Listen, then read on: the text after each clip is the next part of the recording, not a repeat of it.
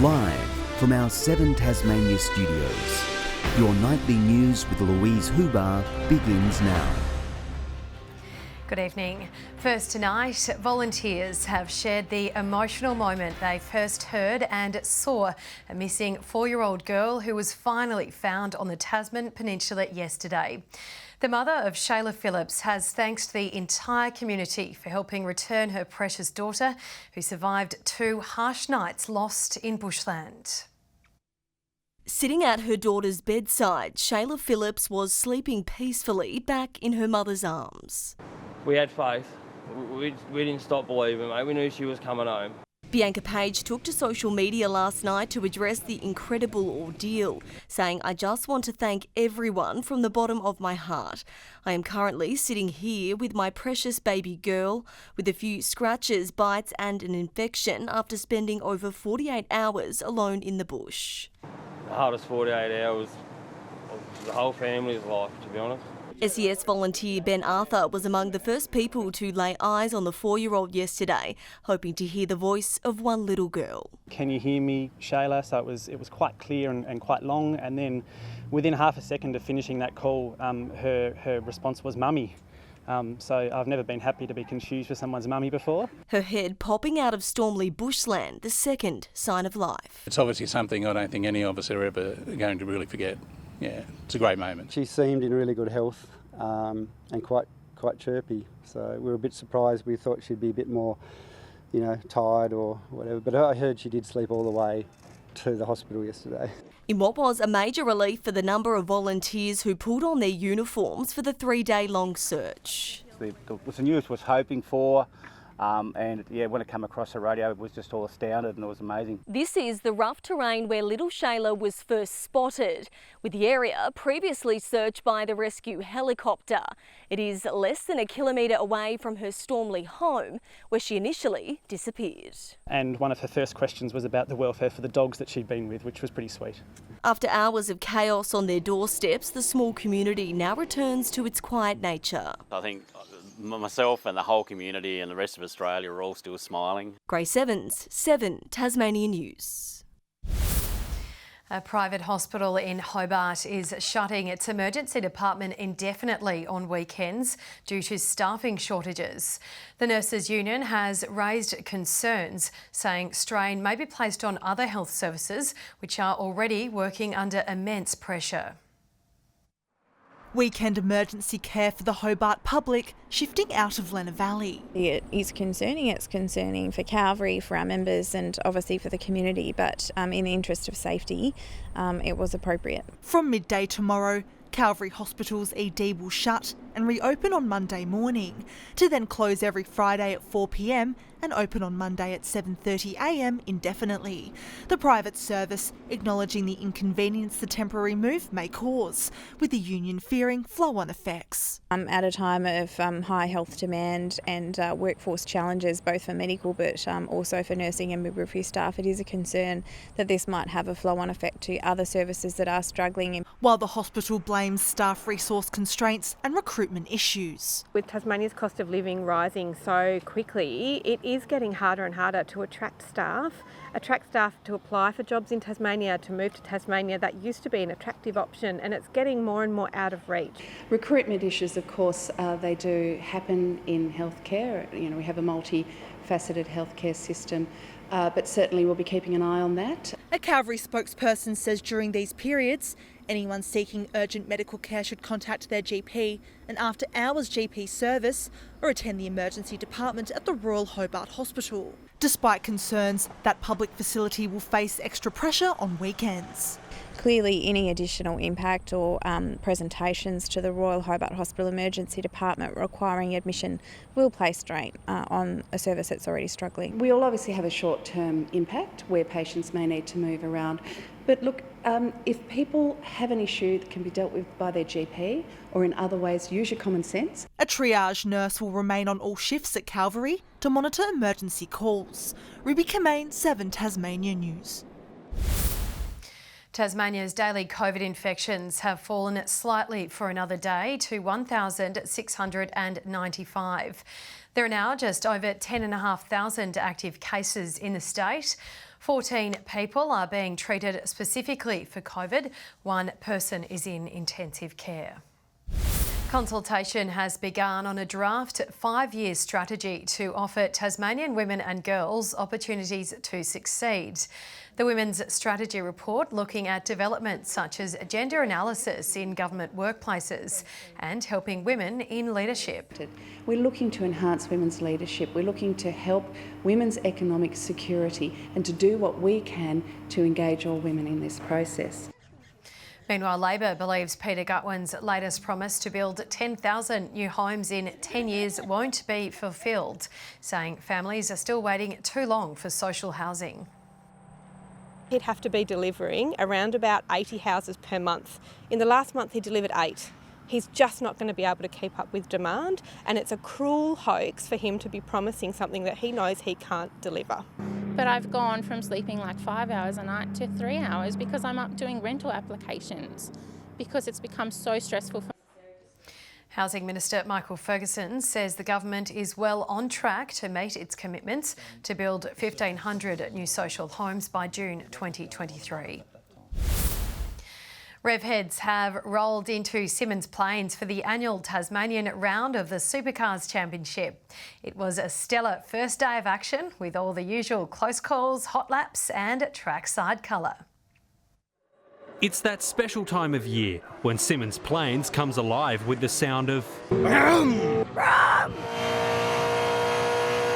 V8 engines were the soundtrack as the Supercars circus swung into Tassie for round 2 of the 2022 championship. Pit lane was abuzz, with mechanics fine-tuning their performance machines and fans swarming to catch a glimpse of the cars up close and a racing legend or two. To be quite honest, it's one of my favourite places in the whole world is Tasmania. Dick Johnson won his first touring car race here 40 years ago. His Shell V-Power racing team is still a constant figure at the front of the pack.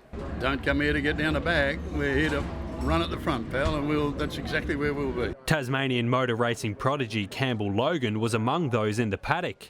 The teenager is hoping to make the leap from the Toyota 86s to the Supercars in the coming seasons. To, network and connect with different people in the paddock is really big and it's really key, but it's awesome to just be here and see the Supercars. I love it. And for some of the smallest fans, it meant the world to be trackside, cheering on their heroes. Tasmanians have the reputation of being some of the most passionate motorsport fans in the country, and they've turned out in full force, easily filling the crowd cap of 5,000.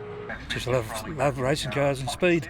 We haven't been for probably 15 years, but we come back to see the Mustangs today. Who's your favourite driver? Cam Waters, because he's a Monster Energy driver. Josh Duggan, 7 Tasmania News. University of Tasmania sports clubs have welcomed a plan to upgrade facilities and keep sport at the Sandy Bay campus. The current amenities said to be outdated and in desperate need of a makeover to accommodate the rising number of players. This facility is tired, it's old, it's done a great job for many, many years. We just want to upgrade it, ensure that our clubs get a greater rate of utility out of it, and it services the community as well. It follows the university's plan to shift into Hobart's CBD. And in the TSLs at Northern Superpowers have shown they'll again be a force to contend with after handing out 2 thrashings. With the Blues and Bombers both winning by triple figures, it's a blow to the pre-season claim that this year would produce more even football. Mitch Thorpe says he's never had a harder pre-season. Well, it's paid off for the Blues as they open their season with a ferocious first quarter. Many had North Hobart as dark horses for the season, but they seemingly never left the stalls. 6 goals to 1 saw the Blues ahead by 33 at the first change, and the gap only widened from there. 12 players pitched in for the Blues' 20 goals. Hines led the charge with 4, as the Blues ran out 102-point winners. 1 win away from lifting the TSL trophy last year, North Launceston has a point to prove. Decked out in a canary yellow strip, the Bombers were singing all the right songs. The forwards were too good in the air, marking on the lead and slotting the Sharon. Bennett, Leary, Farrelly and Harper kicking 3 each as the Bombers won by 110.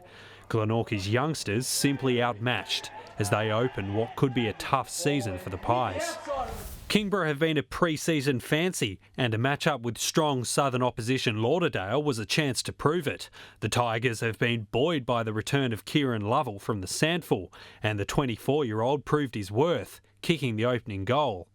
While Lauderdale had the best of the first term, the Tigers were soon to roar, returning serve by pulling even by half-time and then breaking the game open in the final quarter, kicking 6 goals to none and winning by 34. Josh Duggan, 7 Tasmania News. Newtown are fighting back on day 2 of the Cricket Tasmania Premier League finals. After bowling South Hobart Sandy Bay out for 346 this morning, the Bucks progressed to 3 for 236 themselves. Play will continue for the final day tomorrow.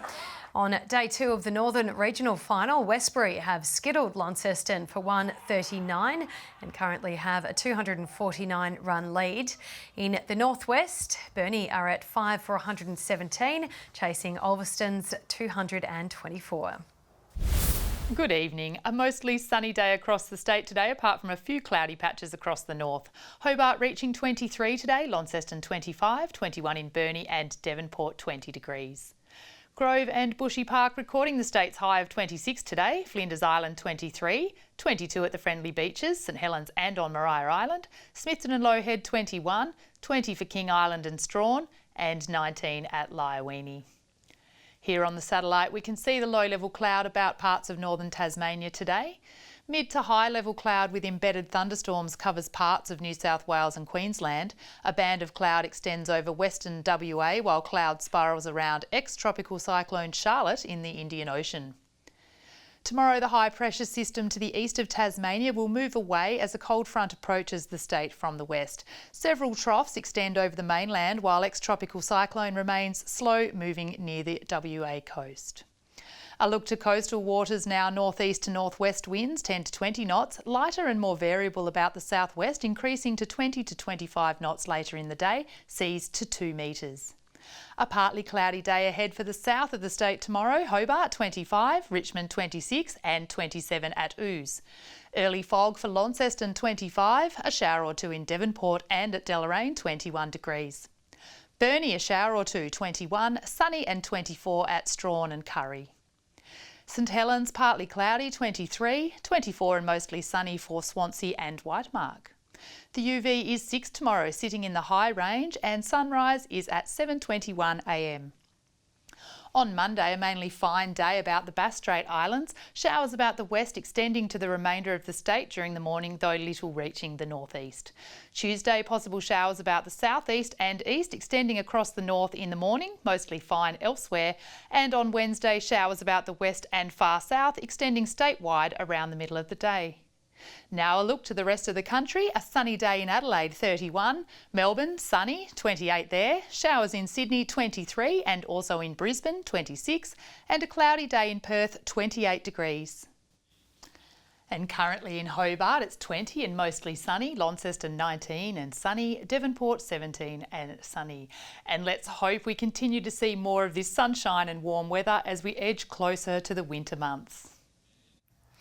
Even the next week or so would be lovely. Thanks for that, Carmen. That's all your news for your Saturday evening. Thank you for joining us. We will see you tomorrow. Good night.